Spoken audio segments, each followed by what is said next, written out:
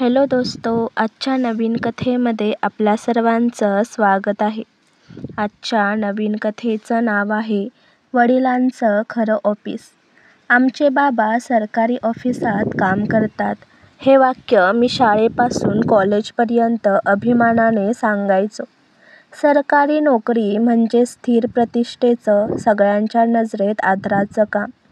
माझ्या मित्रांचे वडील शेतकरी, दुकानदार, काहीजण परदेशात, पण मी नेहमी म्हणायचो माझे बाबा ऑफिसात काम करतात, रोज फाईल्स बघतात. आई हसून काही बोलायची नाही, ती फक्त म्हणायची, तुझ्या बाबांचं काम तसं खासच आहे रे. माझ्या लहानपणी बाबांचा दिनक्रम फार वेगळा होता. ते दिवसा जास्त वेळ घरी असायचे, पण रात्री 9च्या सुमारास तयार होऊन बाहेर जायचे. रात्रपाळी आहे एवढंच म्हणायचे. मी लहान असल्याने प्रश्न विचारायचो नाही. आई म्हणायची ऑफिसचं शिफ्ट काम आहे, म्हणून रात्री जातात. त्यांच्या चेहऱ्यावर नेहमी थकवा असायचा, पण कधी तक्रार नाही. कधी सुट्टी मिळाली की ते मला बाजारात घेऊन जायचे. थोडं गोड खाऊन घ्यायचं आणि म्हणायचे, मोठा होऊन चांगली नोकरी कर, आपल्यासारखं आयुष्य नाही जगायचं तुला. तेव्हा मला ते शब्द फारसे कळत नव्हते. बाबांचं ऑफिस कुठं आहे हे मी कधीच पाहिलं नव्हतं. कॉलेजमध्ये असताना एकदा मित्र म्हणाला, चल ना, तुझ्या बाबांचं ऑफिस बघू, सरकारी ऑफिसमध्ये जायला मजा येईल. मी विचारलं आईला, आई, बाबा कोणत्या ऑफिसात काम करतात? ती थोडी थांबली आणि म्हणाली, रेल्वे स्टेशनच्या बाजूला आहे, पण नाव सांगितलं नाही. मला थोडं विचित्र वाटलं. त्या रात्री बाबांना विचारायचं ठरवलं. ते तयार होत होते. पांढरा शर्ट, काळी पॅन्ट आणि हातात एक छोटी बॅग. मी विचारलं, बाबा, तुमचं ऑफिस नक्की कुठे आहे? ते थोडं गप्प राहिले.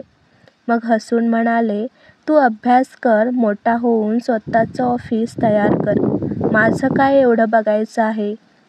मी पुन्हा काही विचारलं नाही. पण त्या रात्री मला झोप लागली नाही.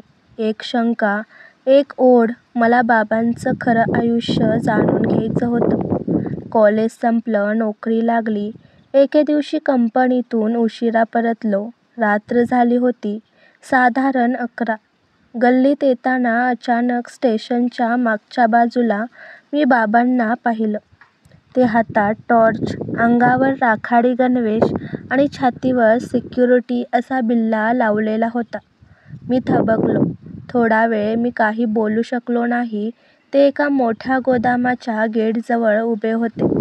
माझ्या डोळ्यात अश्रू आले. मी मागे वळलो आणि शांतपणे घरी आलो. आई दरवाजात होती. ती माझ्याकडे पाहून काही न बोलता हळूच म्हणाली, कळलं ना आता? मी मान खाली घातली. आई म्हणाली, तुझ्या वडिलांनी कधी खोटं नाही बोललं रे, फक्त अपमान होऊ नये म्हणून सत्य लपवलं. आईने त्या रात्री पहिल्यांदा सगळं सांगितलं.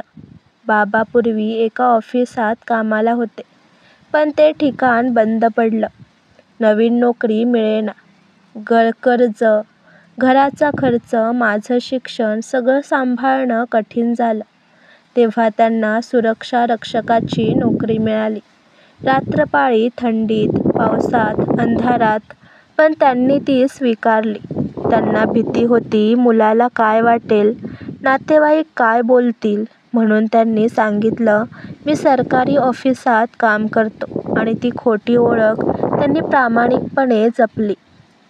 आई म्हणाली, ते दररोज रात्री कामावर जाताना तुझे जुने शाळेचे फोटो बघतात, म्हणतात याचं भविष्य माझ्यापेक्षा उज्ज्वल असावं.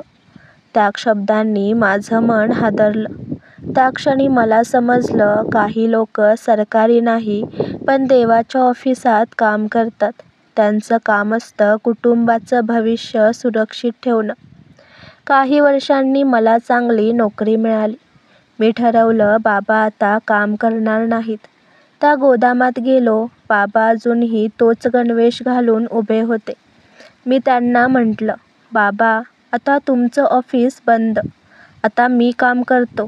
ते हसले, म्हणाले, आता माझं काम संपलं, पण मी जे केलं त्यात लाज नाही. माझं खरं ऑफिस इथेच होतं, माझ्या जबाबदारीत. त्यांच्या डोळ्यात अभिमान होता. त्या दिवशी मी प्रथमच माझ्या वडिलांचा फोटो काढला त्या गणवेशात.